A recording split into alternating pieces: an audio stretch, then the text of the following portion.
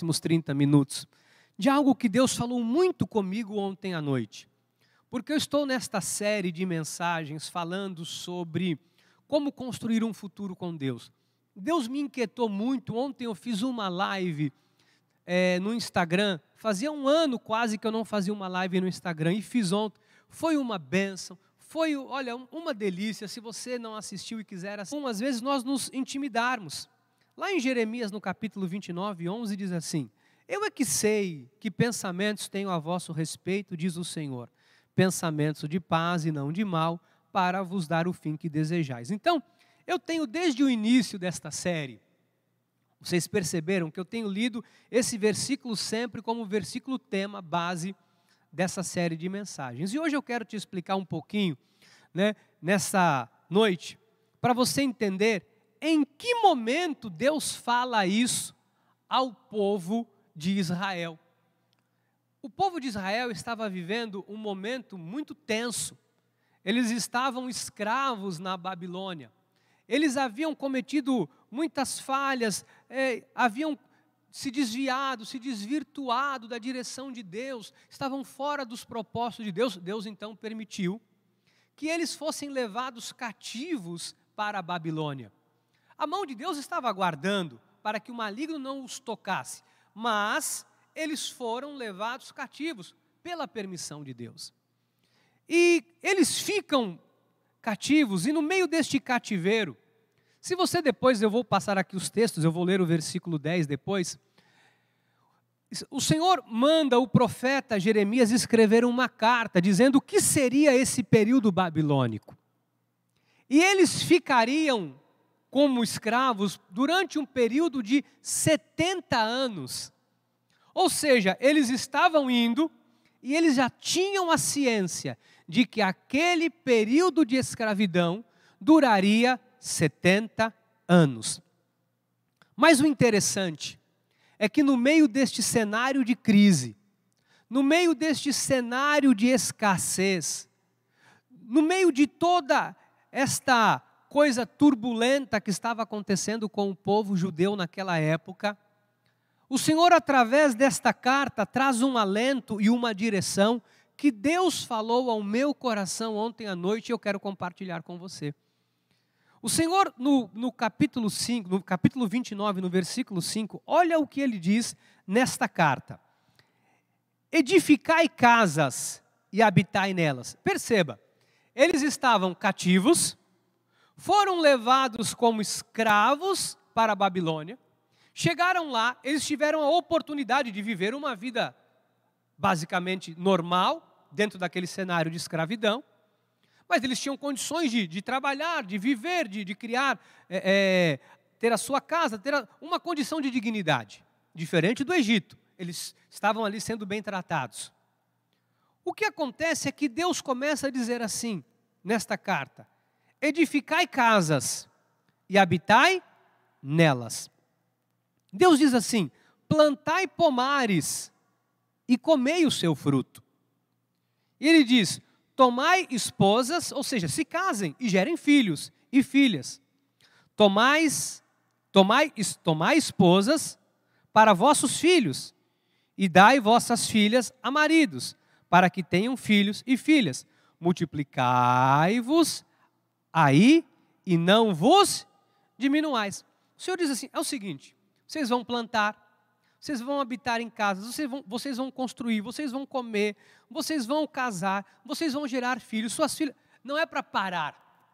Essa palavra veio muito forte ao meu coração, quando Deus, num cenário caótico, num cenário de dificuldade, num cenário em que o que havia talvez de mais concreto era cruzar os braços e lamentar o que estava se passando, Deus diz: não.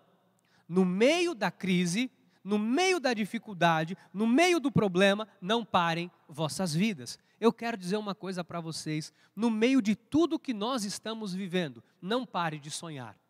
Não pare de acreditar que dias melhores chegarão à sua vida. Não pare o seu sonho por conta do que está acontecendo no mundo. Não pare de acreditar em nenhuma das promessas de Deus para a sua vida, porque parece que o mundo virou de ponta cabeça. Eu sei que tem agora comerciantes me assistindo. Eu sei que nós temos aqui quase 100 pessoas agora conectadas, 100 aparelhos, né? Se não multiplicarmos isso por 2, temos 200, 300, 400 pessoas agora online comigo. E eu sei que alguns de vocês são comerciantes, alguns são autônomos, alguns são profissionais liberais, alguns estavam no projeto de construção de uma casa, alguns estavam aguardando um financiamento bancário para comprar uma casa, para comprar um bem, um automóvel, uma moto. Vou dizer uma coisa para você, não pare. Diante do cenário de caos, não se intimide.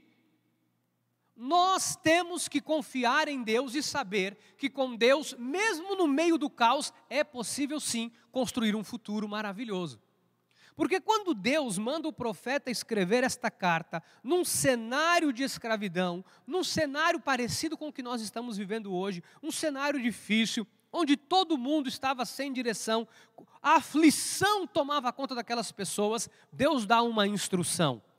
No meio do caos, no meio da aflição, no meio da dúvida, no meio do medo, no meio das incertezas, Deus diz: não pare, continuem. Vocês vão construir casas, vocês vão plantar, vocês vão casar, vocês vão avançar, não parem.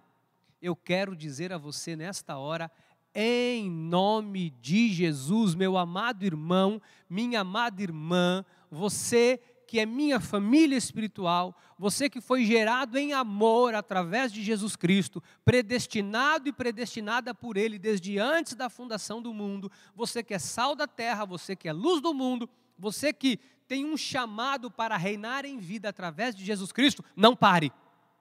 Não deixe o que está acontecendo no mundo intimidar você. Não deixe que este cenário gere em você uma opressão, um medo, o desejo de parar, o desejo, sabe, amado, mesmo debaixo de julgo, de humilhação, de desonra, nós devemos crescer.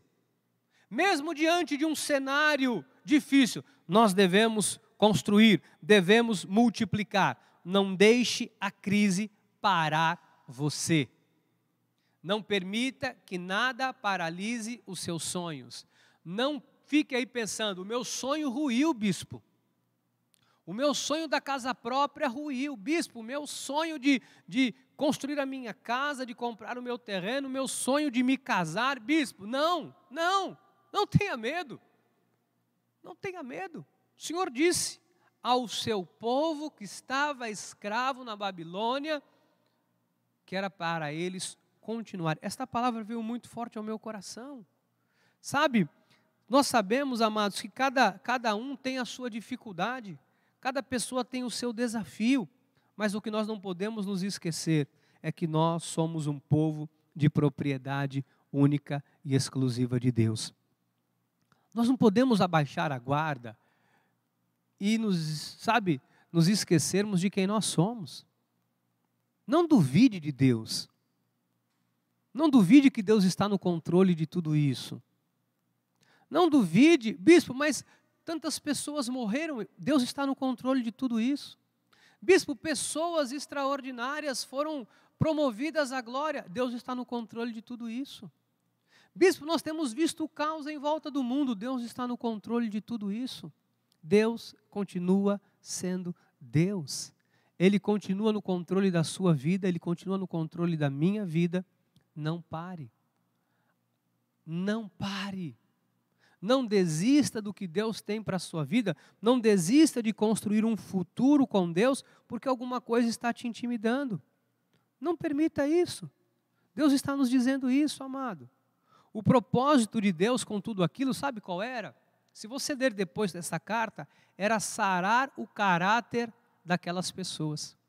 E eu comecei a entender que toda esta crise também vai permitir que o caráter de muitas pessoas sejam sarados. Esta crise que nós estamos vivendo, ela vai provar o caráter de muita gente. Vai mostrar para nós mesmos, amados, o que precisa ser mudado, o que precisa ser transformado nas nossas vidas, no nosso relacionamento com Deus. Sabe, existem áreas das nossas vidas que nós fomos deixando meio de lado, o mundo, de certa forma, se esqueceu de Deus. As pessoas, sabe, de certa forma, viviam num frenesi, viviam numa vida, numa rotina imparável, não se valorizava mais o ser humano. Olha, eu vou dizer uma coisa para você. Se o ser humano não voltar mais humano de tudo isso, eu não sei mais o que pode ser feito. Então nós temos que compreender que toda esta situação é para sarar as nossas vidas, é para sarar, assim como Deus fez aquilo, para sarar o caráter daquele povo, Deus está fazendo isso hoje. Eu e você vivemos em uma nação muito difícil, amados. Nós vivemos numa nação muito difícil. Cada nação tem a sua geografia, cada nação tem o seu desafio, né? O desafio de muitas pessoas são grandes, mas nós temos aqui já um cenário de escravidão, de coisas erradas no nosso país há muitos anos. E eu creio que esta crise vem para sarar também tudo isso. Eu sei que muita coisa vai mudar no nosso país a partir de agora. E a mensagem do Senhor para nós foi: continua, não pare. Sabe por quê? Porque quando tudo isso passar, nós vamos ter muitas colheitas, nós vamos ter muitas bênçãos para contar, nós vamos ter muitos testemunhos para dar. Olha o que diz o versículo 7. Procurai a paz da cidade, por onde vos desterrei, e orai por ela ao Senhor, porque na sua paz vós tereis. O que o Senhor está dizendo aqui? Ore pela sua nação. Vamos orar pela nação brasileira. Vamos orar por dias melhores. Vamos orar pelos nossos governantes. Sabe, eu queria dizer uma coisa para os irmãos, eu não quero falar de apelo político nenhum aqui, eu não sou boca política, eu sou boca de Deus. Mas desde sempre a Bíblia manda nós orarmos pela nossa nação, pelos nossos governantes, seja o governo municipal, seja o governo estadual, seja o governo federal. O nosso papel como nação é orar. Vamos orar para Deus curar a nossa nação. O Senhor está dizendo: me busquem em oração. Esse contexto fala de nós orarmos, de nós colocarmos diante de Deus em oração. Nós temos que ser bênção, amados. Aquele povo estava cativo no Egito. No Egito não, desculpem, na Babilônia. E sabe o que Deus falou para eles? Para eles serem uma bênção. O Senhor, eles estavam vivendo num lugar, eles estavam escravos, mas eles foram instruídos no meio da aflição a serem uma bênção. Por exemplo, Daniel foi uma bênção na Babilônia, no meio de tudo aquilo. Nós podemos ser uma bênção neste momento, nesta hora. Como que eu posso ser uma bênção, bispo? Tendo uma palavra de encorajamento, tendo uma palavra de vitória, orando pelos seus familiares, orando pela sua nação, orando pelos seus amigos, orando pelos nossos inimigos. Nós podemos ser uma bênção estendendo a mão para as pessoas que estão passando dificuldade nesse momento. Nós podemos ajudar aqueles que necessitam de ajuda. Nós temos que ser uma bênção. Você deve ser uma bênção aonde Deus te plantou, no meio da sua vizinhança, no meio da sua família. Mesmo que este lugar que nós estamos vivendo agora, o Brasil, seja um cenário de aflição, nós temos que ser uma bênção. Diga, eu tenho que ser uma bênção. Nós temos que ser uma bênção. Olha o que diz Jeremias, o profeta, no capítulo 29, versículo 8. Porque assim diz o Senhor dos exércitos, o Deus de Israel: não vos enganem os vossos profetas que estão no meio de vós, nem os vossos adivinhos, nem deis ouvidos aos vossos sonhadores, porque sempre sonham segundo o vosso desejo, porque falsamente vos profetizam eles em meu nome, e eu não os enviei, diz o Senhor. O que Deus falou para aquele povo naquele momento? Para eles serem uma bênção e ter cuidado com os falsos profetas. Mas como existem falsos profetas, como naquele passado, existem nos dias de hoje. Você sabe que isso não muda, nós temos que tomar muito cuidado com o que as pessoas andam falando, pondo pânico, gerando medo. Os profetas de Baal, sabe, pessoas que andam gerando medo, pânico. no coração das pessoas. Sabe, os Acabes desta época. Sabe que ontem eu recebi algumas mensagens de pessoas me perguntando: bispo, como que essa história, pelo amor de Deus, do cavaleiro, do cavalo amarelo, sai na rua, não sai na rua, vai pegar, vai matar? Amado, isso é um profeta, falso profeta. Uma pessoa que não está sendo bênção, está gerando pânico no coração das pessoas. Bispo, como eu sou uma bênção? Quando a minha boca profere verdades, o que eu estou proferindo para você agora. Que esta crise vai passar, que o Senhor é o teu pastor, é Ele quem guarda a sua vida, não dormita nem dorme o guarda de Israel. Bispo, mas tem pessoas morrendo? Sim, mas Deus está no controle de tudo isso. Bispo, mas coisas estão acontecendo? Sim, mas Deus está no controle de tudo isso. Ou nós não acreditamos e não confiamos em Deus? Nós temos que confiar no Senhor. Deus continua sendo Deus a despeito de qualquer coisa. Agora, o que mais tem por aí são mensageiros de morte, são Zedequias e Acabes, que eram os profetas daquela época, que estavam fazendo as pessoas se desviarem da verdade de Deus. Os judeus que estavam ali escravos começaram a acolher aquelas mentiras e acreditar nos falsos profetas, e aquilo gerou pânico, e aquilo gerou uma sensação equivocada, porque Deus não estava naquelas palavras. Deixa eu falar uma coisa para você.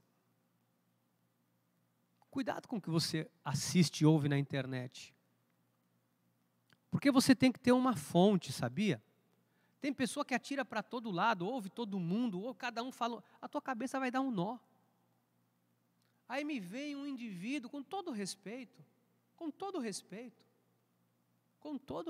eu julgo a profecia, não julgo o profeta, mas é terrível. Me vem um indivíduo e começa a dizer que vai passar um anjo da morte de noite e vai matar todo mundo. Ele não pensa nas consequências das suas palavras. A pessoa não tem noção do que isso vai repercutir na vida das pessoas. Num cenário de pânico, de caos que nós estamos vivendo, vem alguém em nome de Deus para pôr mais pânico no coração das pessoas. Mas não acredite nessas coisas, por favor. Você tem um altar profético, você tem um ministério abençoado por Deus, você tem uma igreja abençoada pelo Senhor. Não fique aí atemorizado dessas más notícias. O cenário é crítico. A situação é caótica.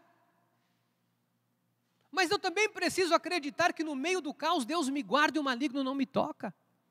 Eu também preciso acreditar que 1000 cairão à minha direita, 10.000 à minha esquerda, eu não vou ser atingido. Eu preciso acreditar que eu estou seguro debaixo das asas do Senhor. Eu preciso acreditar que Ele me colocou num aprisco seguro. Eu preciso acreditar que a minha vida não vai parar. Eu preciso acreditar que eu tenho que continuar sonhando, olhando para o alvo, para o autor e consumador da minha fé. Eu preciso continuar acreditando que há mais de 7.000 promessas destinadas à minha vida e elas se cumprirão. Eu tenho que acreditar nessas verdades, porque elas são absolutas. Porque são essas verdades que me motivam a acordar todos os dias, porque eu sei que as misericórdias do Senhor se renovam a cada manhã. Meu irmão, minha irmã, não dê ouvidos aos mensageiros de morte. Não dê ouvidos às palavras que vão gerar em você pânico, tristeza, medo e pavor. Você tem que fundamentar a sua vida na palavra do Senhor. Eu quero caminhar agora para esses 5 minutos finais, neste recado de Deus, para você não parar a sua vida, para você não desistir de nada, para você não ficar com medo, para você não ficar em pânico. Eu quero gerar esperança para o seu futuro. Muitas vezes, você olha para uma situação e a vontade que dá é de parar. Eu sei que há momentos que quando nós olhamos o que está à nossa volta, você comerciante, você autônomo, profissional liberal, você que está talvez em casa parado, trabalha numa empresa que está temporariamente fechada. Eu quero dizer uma coisa para você que nesse momento está talvez sem saber o que vai ser do seu futuro. O seu futuro está nas mãos do Senhor. Eu quero te dizer que você tem que confiar em Deus, buscar direção em Deus, e Ele vai honrar você todos os dias da sua vida. Construa com Deus alicerces fortes. Construa uma vida com Deus de forma que você vive inabalável. Chegou o momento de nós colocarmos em prática tudo aquilo que ao longo da nossa história cristã nós aprendemos. Porque durante muitos anos nós vimos Deus falar do que aconteceu com Sadraque, Mesaque e Abidnego. Muitas vezes nós testemunhamos o que aconteceu com Daniel quando foi lançado na cova dos leões. Muitas vezes nós testemunhamos os mártires da história da igreja. Mas chegou o momento de nós testemunharmos o que Deus tem feito em nossas vidas no meio do caos.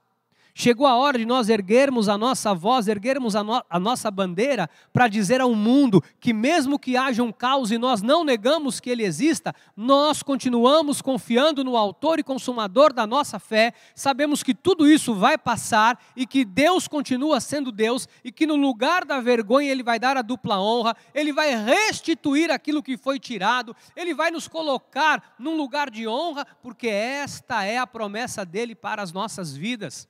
Eu sei que você hoje pode estar cansado, eu sei que hoje você pode estar sobrecarregado, eu sei que você pode estar debaixo de uma pressão muito grande por causa da vida financeira, da vida profissional, das incertezas do futuro. Lança sobre Ele a sua ansiedade, porque Ele tem cuidado de você. Descansa no Senhor e saiba que a mão dEle nunca se afastou e nunca se afastará de você. Jamais se esqueça de nenhum só dos benefícios de Deus sobre a sua vida. Não duvide do poder e da eficácia de Deus. Aquele que abriu o mar vermelho vai nos fazer também passar por todo este mar vermelho, sangrento, caótico que nós temos vivido. Aquele que fechou a boca do leão vai fechar a boca deste leão que também tem investido contra as nossas vidas, contra a nossa saúde. Aquele que na fornalha apareceu como forma de um anjo, de um Deus, o próprio Senhor. Ele está no meio desta fornalha comigo e com você. Chegou a hora de nós mostrarmos que aquilo que aconteceu com Sadraque, Mesaque, Abidnego não foi uma história, porque é real, porque o mesmo ontem, hoje, o será eternamente, se manifesta hoje, aqui, agora, na tua casa, na tua família, no teu trabalho, para te livrar, para te guardar, para te curar, para te proteger, para te abençoar com toda sorte de bênção. Não dormita nem dorme o guarda de Israel. Em 1 de Crônicas diz, buscai o Senhor e o seu poder, buscai perpetuamente a sua presença. Amado, o que é preciso ter esta relação íntima com Deus. É preciso se firmar na verdade. Porque quando eu vejo profetas de Baal por aí, quando eu vejo Acabes e Zedequias por aí, falando que vai passar, que vai morrer, que vai fazer, que vai acontecer com o povo de Deus, eu me lembro daquilo que foi falado em João 8,32, e conhecereis a verdade, e a verdade vos libertará. A verdade te liberta nessa hora. Que verdade? A verdade que você é um filho, uma filha de Deus. A verdade que Ele que te sustenta, que a tua vida está na palma das mãos do Senhor, todos os seus dias foram escritos e determinados por Ele. Todos os dias da sua vida foram escritos e determinados por Ele. A verdade é que Ele te amou desde antes da fundação do mundo. A verdade é que Ele te predestinou para a salvação. A verdade é que Ele deixou as 99 em segurança e foi buscar a ovelha perdida, que era você, que era eu, e nos levou para um aprisco seguro. A verdade é que aqueles que fazem guerra contra nós, se levantam contra nós, seja o que for, seja uma doença, será reduzido a nada, coisa de nenhum valor. Esta é a verdade. A verdade é que as misericórdias do Senhor todos os dias serão renovadas na sua vida para sempre. Enquanto nós estivermos aqui, todos os dias elas serão renovadas. A verdade é que nós devemos lançar sobre ele, pegar o jugo dele que é suave, o fardo dele que é leve. A verdade é que nós devemos aprender dele que é manso e humilde de coração. A verdade é que nada passa desapercebido aos olhos de Deus. A verdade é que Ele continua sendo Deus. Ele é soberano, Ele é o Rei eterno, imortal, invisível, mas real, Emanuel. Ele é o Yahvé. Ele é do Velho Testamento que chamavam Jeová Jirê, o Deus da provisão. Ele é o Jeová Rafá, o Deus que sara, o Deus que cura. Ele é o Shalom, o Deus da paz, o Elohim. Ele é o Alfa, o Ômega.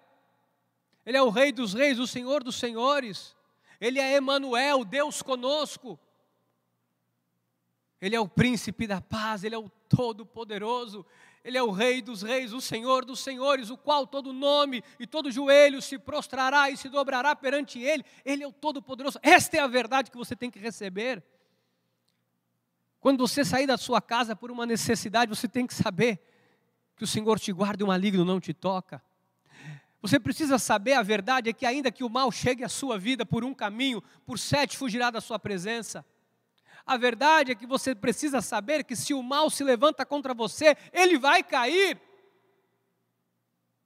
E quando você ouvir alguém dizer, mesmo um crente morreu, não foi a doença.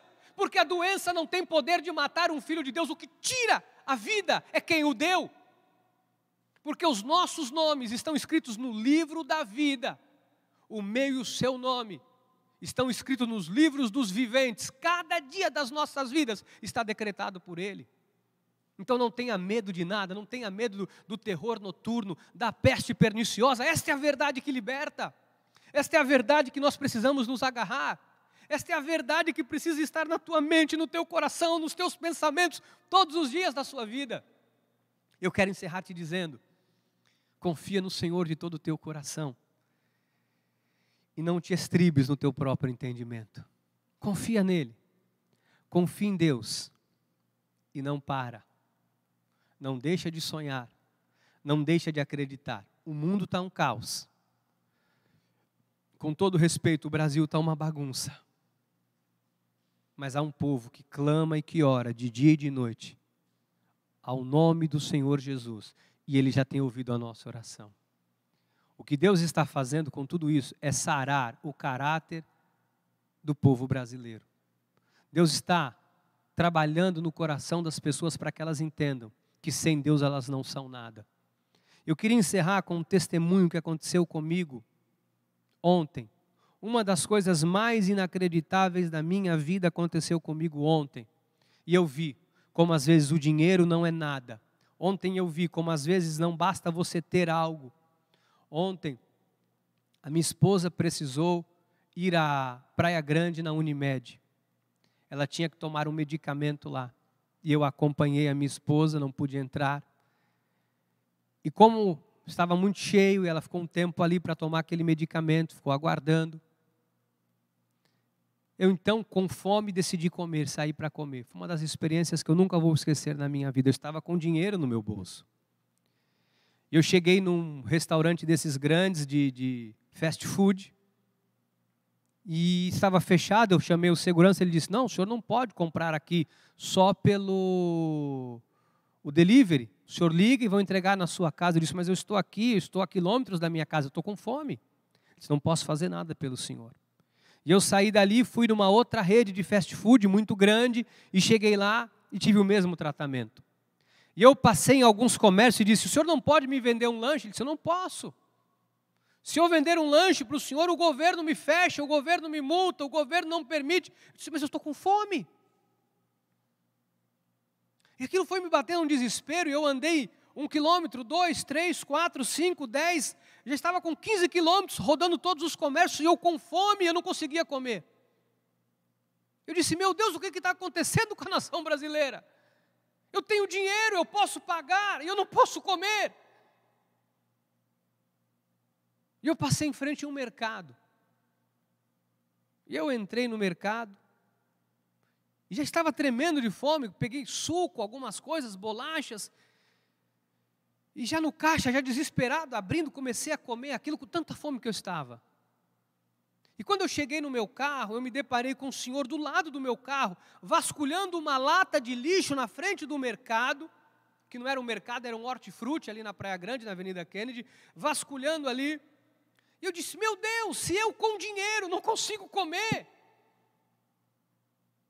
Eu imagino esse senhor que não tem condição, não tem dinheiro. O que ele vai comer? Porque os restaurantes estão fechados. Não há sobra de comida porque não há comércio aberto para dar uma marmitex, um prato de comida para aquele senhor. Eu disse, o que eu posso fazer é dividir o que eu comprei com ele. Eu chamei ele e disse, senhor, vamos comer juntos aqui, come a metade do que eu tenho. E eu saí dali sangrando, sangrando na minha alma, sangrando no meu peito, em saber que eu tinha recurso para comer e não podia comer. Eu falei, Deus, o que está acontecendo com a nossa nação? A que ponto nós chegamos? Eu quero dizer uma coisa para você, meu irmão, minha irmã. O cenário é difícil. As coisas não estão fáceis. Mas uma coisa eu posso te dizer. Olhando no fundo dos seus olhos.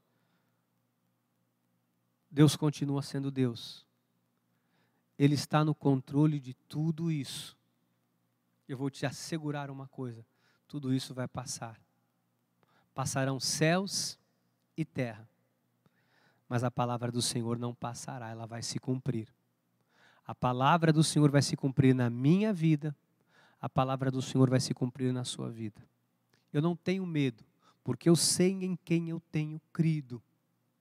Eu sei que ainda que os governos desta nação se insurjam contra as nossas vidas, como já em muitas épocas e décadas passadas e épocas passadas, eles insurgiram contra o povo de Deus e Deus deu a vitória.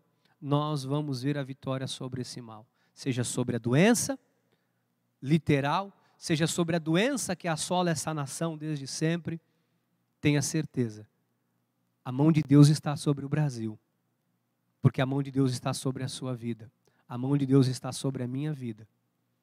Não tenha medo, não tenha medo. Confia no Senhor e saiba que Ele está no controle absoluto de todas as coisas. E conhecereis a verdade. Esta é a verdade que eu estou lhe passando. E a verdade te libertará de todo medo, de toda opressão, de todo desejo de desistir, de toda amargura, de toda raiva, de todo mal. Eu encerro dizendo que você hoje se levante para orar, para que Deus sare, para que Deus cure, para que Deus liberte essa nação.